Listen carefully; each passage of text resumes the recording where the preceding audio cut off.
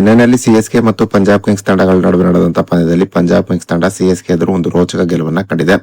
ಹಾಗಾದ್ರೆ ಸಿಎಸ್ಕೆ ಮತ್ತು ಪಂಜಾಬ್ ಕಿಂಗ್ಸ್ ತಂಡಗಳ ನಡುವೆ ನಡೆದಂತಹ ಈ ರೋಚಕ ಪಂದ್ಯ ಹೇಗಿತ್ತು?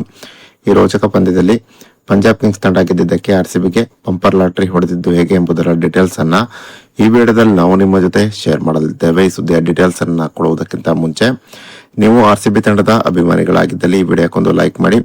ಹಾಗೆ ಆರ್ಸಿಬಿ ಮತ್ತು ಸಿಎಸ್ಕೆ ತಂಡಗಳ ನಡುವಿನ ಪಂದ್ಯದಲ್ಲಿ ಆರ್ಸಿಬಿ ಗೆಲುವನ್ನ ಕಾಣುತ್ತದೆ ಅಂತ ನಿಮ್ಗೆ ಅನಿಸುತ್ತದೆಯೋ ಅಥವಾ ಇಲ್ಲವೋ ಎಂಬ ನಿಮ್ಮ ಅನಿಸಿಕೆಯನ್ನ ತಪ್ಪದೇ ಕಮೆಂಟ್ ಬಾಕ್ಸ್ ಅಲ್ಲಿ ತಿಳಿಸಿ ಕೂಡ.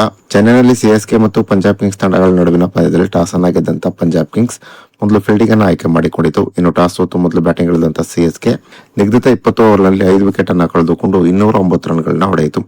ಸಿಎಸ್ಕೆ ತಂಡದ ಪರವಾಗಿ ಆಯುಷ್ ಮಾತ್ರೆ 43 ಎಸೆತದಲ್ಲಿ 73 ರನ್ ಅನ್ನು ಹೊಡೆದರೆ ಶಿವಮ್ ದುಬೆ 27 ಎಸೆತದಲ್ಲಿ ಅಜಯ 45 ರನ್ಗಳನ್ನ ಹೊಡೆದರು.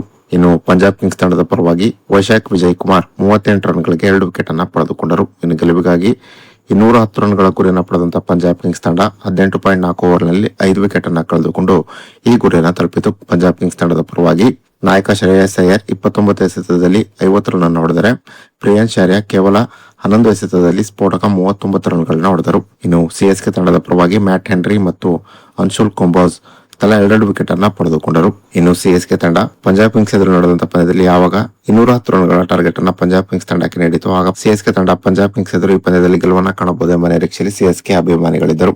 ಆದರೆ ಸಿಎಸ್ಕೆ ಪಂಜಾಬ್ ಕಿಂಗ್ಸ್ ಎದುರು ನಡೆದಂತಹ ಪಂದ್ಯದಲ್ಲಿ ಒಂದು ಉತ್ತಮವಾದ ಬೌಲಿಂಗ್ ಪ್ರದರ್ಶನವನ್ನು ತೋರಲು ವಿಫಲವಾಯಿತು.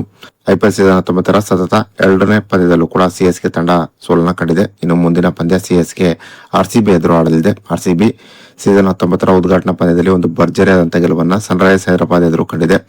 ಇನ್ನು ಪಂಜಾಬ್ ಕಿಂಗ್ಸ್ ಮತ್ತು ರಾಜಸ್ಥಾನ್ ರಾಯಲ್ಸ್ ಎದುರು ಸೋಲನ್ನ ಕಂಡಿರುವಂತಹ ಸಿಎಸ್ಕೆ ತಂಡದ ಕಾನ್ಫಿಡೆನ್ಸ್ ಲೆವೆಲ್ ಇದೀಗ ತುಂಬಾನೇ ಲೋ ನಲ್ಲಿದೆ. ಹೀಗಾಗಿ ಭಾನುವಾರ ಆರ್ಸಿಬಿ ಎದುರು ನಡೆದಿರುವ ಪಂದ್ಯದಲ್ಲಿ ಸಿಎಸ್ಕೆ ತಂಡ ಒಂದು ಉತ್ತಮವಾದ ಪ್ರದರ್ಶನ ತೋರುವುದು ಬಹುತೇಕ ಡೌಟ್ ಅಂತಾನೆ ಹೇಳಬಹುದಾಗಿದೆ. ಈ ಕಾರಣದಿಂದಾಗಿ ಪಂಜಾಬ್ ಕಿಂಗ್ಸ್ ಎದುರು ಸಿಎಸ್ಕೆ ಸೋತಿದ್ದು ಆರ್ಸಿಬಿಗೆ ಒಂದು ರೀತಿಯಲ್ಲಿ ಅನುಕೂಲವೇ ಆಗಿದೆ ಅಂತಾನೆ ಹೇಳಬಹುದಾಗಿದೆ. ಇನ್ನು ಭಾನುವಾರ ಆರ್ಸಿಬಿ ಸಿಎಸ್ಕೆ ತಂಡವನ್ನ ಬಗ್ಗು ಬಡಿಯುವುದರ ಮೂಲಕ ಸೀಸನ್ 19ರಲ್ಲಿ ಸತತ 2ನೇ ಗೆಲುವನ್ನ ದಾಖಲಿಸುತ್ತದೆ ಅಂತ ನಿಮ್ಗೆ ಅನಿಸುತ್ತದೆಯೋ ಅಥವಾ ಇಲ್ಲವೋ ಎಂಬ ನಿಮ್ಮ ಅನಿಸಿಕೆಯನ್ನ ತಪ್ಪದೇ ಕಮೆಂಟ್ ಬಾಕ್ಸ್ ಅಲ್ಲಿ ತಿಳಿಸಿ.